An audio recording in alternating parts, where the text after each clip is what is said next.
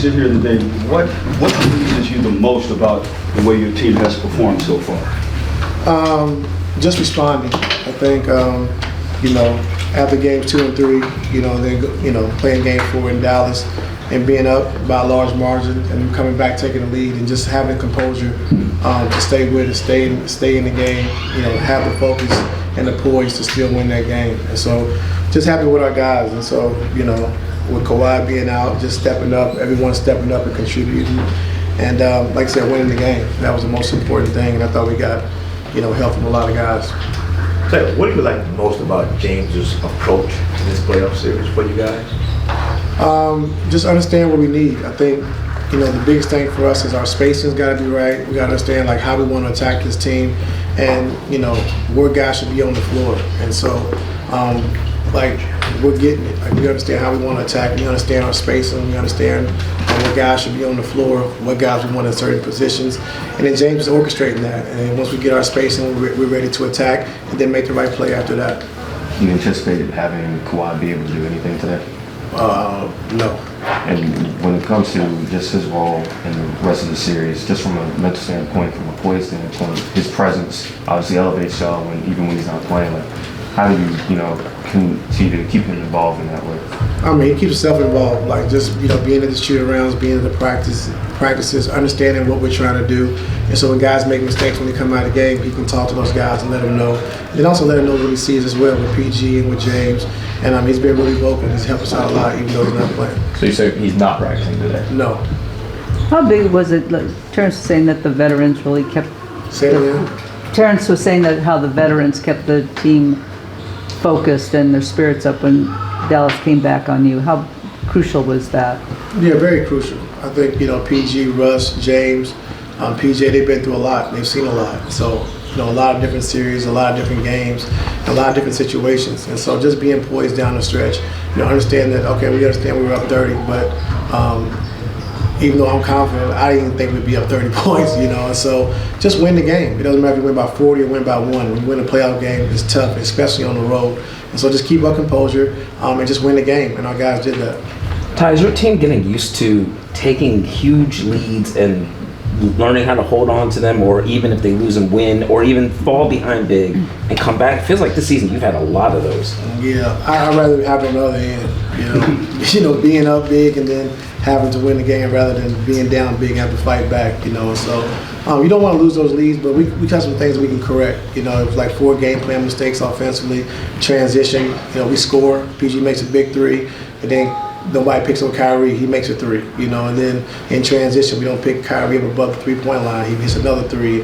We had 2 bad possessions, we turned the ball over. So just those things we can learn from. When we get a lead, let's continue to play the way we've been playing. Let's take care of the basketball and get good shots. But the biggest thing is just defensively. When you're up 30, if they don't score, you win by 30. So it's not the offense. We got to do a good job of just understanding that we got to continue to keep guarding, even when we're up that big. But they don't get rattled either way? No. How At the comfortable same are time, you? with those Kyrie shots, he was pulling up in transition from 30 feet. Mm-hmm. That's tough to adjust in transition off a made basket. Yeah, we had guys that could be there and can get there, and so I can't tell you. Yeah, so we got to get there, we got to be there, and we just, with the situation we got, it's a slim margin for error, so we got to make sure we're doing things right every single time, every single possession. And that's starting with boxing out, getting back in transition, getting matched up, and understanding our coverage and not making a lot of game plan mistakes. Speaking of how slimmer margins can be, you talk about personnel, 8-man rotations, 9 when Kawhi's there. How comfortable have you been rolling out 8 guys for the duration of the entire games? I've been comfortable, just talking to our guys throughout the course of the game, the guys that are playing heavy minutes, just seeing how they're feeling throughout the course of the game. Everybody's been fine, so I'm comfortable with it. How is James holding up, playing 41 minutes a game in these playoffs? How much do you get to play that? Yeah, we do. He's been good. So I've just been talking to him, just trying to get him rest when we can. But it's the playoffs, and so he wants to be on the floor. We need him on the floor. And he's a huge part of our success. So we got to have him on the floor as much as possible. But when we can get him breaks, we got to get him breaks as well. There was one point during the game where I think he made a pass, and you told him he got the floater. Yeah. shoot the floor. You still have to constantly remind him to stay aggressive all the time. Well, yeah, after that, he made 5 straight floaters. So, I mean, it was over the first time, you know, and he said, you know, facts, or whatever that means, you know what I'm saying? Like, yeah, then he came and made 5 in a row, you know, but it was there, you know, it's there. But, you know, I give our team credit, like understanding how we want to execute going down the stretch, how we want to attack this team. And they've been doing a good job of it. So if we make shots, of course, we're a different team, but just doing things the right way, making sure we're organized, making sure we're in our right spots down the stretch has been very important. So what's the difference in mentally in a 2-2 series versus like a 1-1, 2-2, 0-0? What's the difference mentally now that you're 2-2? What'd you say? What's the difference in a series when you're 2-2 as opposed to 1-1 or 0-0? 2 out of 3. Best 2 out of 3, and we got 2 games at home, you know, so I'm just coming out to try to take care of business tomorrow. And like I said, you know, it's first one, 2 wins, and so we put ourselves in a good position to come back home, you know, and have home court advantage again. And so I know our fans are going to be excited, ready to go, and we will too. And so we have a great opportunity ahead of us, and we're excited for the opportunity. Coach, when you go, I'm sorry, go ahead. I just want to make sure, is Kawhi out tomorrow? He's out. And Coach, when you get this late into a series, tied 2-2, and both teams are so familiar with each other, and you described all those things that your team needs to go over, is this more about execution, Exactly. or is it more about your stars need to be stars, or a little bit of both? I mean, stars got to be stars for sure, you know, but execution is important. You know, when you get to the playoffs and you're in a 7-game series, you know, everybody's, you know, played, you know exactly what they're looking for, what they're trying to do.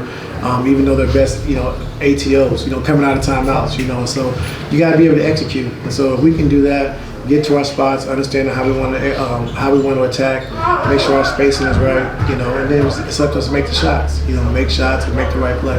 Ty, you've been here as long as Amir has. When he was undrafted, came in as a 2-way guy. What have you seen out of him over these years that's kind of led to this point of him being trusted enough to start playoff games?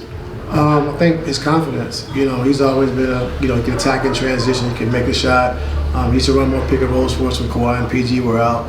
And he can defend. He can defend multiple positions. And so just his confidence, I think his growth, understanding the NBA game, understanding what we need from him on a nightly basis.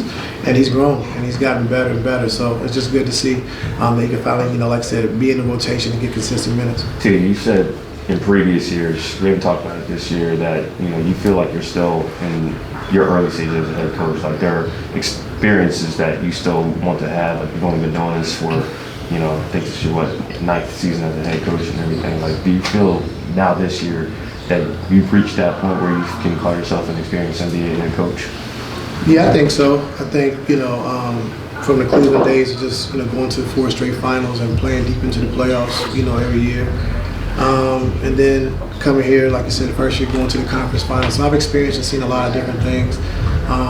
You know, Kawhi going down the first year and then, you know, playing #1 seed in Utah, going there, winning Game 5 on the road, and then coming back, I think being down 25 at halftime, and then T-Man makes, 7 threes, has 39 points. And so I've seen a lot, you know, but like I said, I give, you know, all the teams I've been able to coach, been blessed to coach, like, I give them credit for trusting in me and understanding that, you know, we're going to have a game plan, we execute it, we have a good chance to win, you know. So I just, like I said, I'm thankful for the players that we have, that I've had and been able to coach. That's it. Good. Thank you, Ty. That shut them up, Locked in. Let's get ready for Hoop Jab.